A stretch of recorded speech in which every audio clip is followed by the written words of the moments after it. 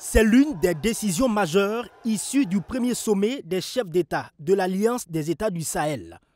Fonctionnant désormais en confédération, le colonel Assimi Goïta, le capitaine Ibrahim Traoré et le général Abdourahmane Tiani prennent des décisions pour la souveraineté de leur peuple. Les peuples nigériens, maliens et burkinabés ont un sous-sol riche en minerais. Le classement africain des meilleurs producteurs d'or du Conseil mondial de l'or donne la 2e place au Mali et la 3e place au Burkina Faso en 2022, le Ghana en tête. C'est un potentiel énorme et les retombées doivent profiter véritablement au peuple. Le Mali enclenche la réforme dans le secteur minier et compte prendre jusqu'à 30% des parts dans ce secteur. L'économiste du Faso s'est intéressé à la question. Dans la nouvelle loi, je crois qu'il y a une mesure aussi qui permet d'augmenter la participation des sociétés d'exploitation au niveau de l'or. Donc toutes ces mesures-là ont permis au niveau du Mali, actuellement, je crois, lors du dernier classement des pays producteurs d'or, de ressortir 2e en termes de production d'or, avec un peu plus de 100 tonnes d'or produit. Les actions sont communes, jamais l'un sans l'autre.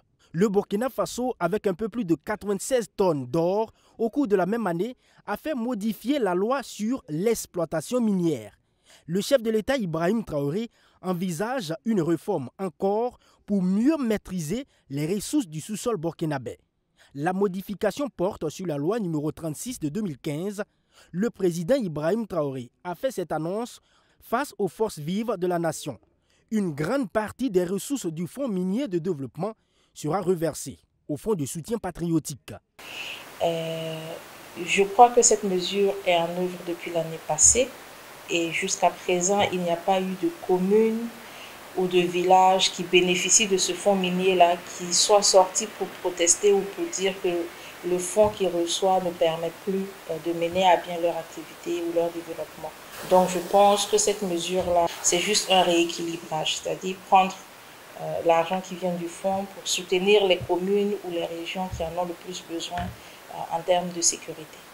Le Niger embouche la trompette. Lui, qui est 5e au classement mondial des producteurs d'uranium, veut établir la souveraineté sur l'exploitation de ses ressources minières. Le gouvernement nigérien a fait un état des lieux sur les opérateurs comme Orano et Globex Atomic afin de reprendre le contrôle des exploitations.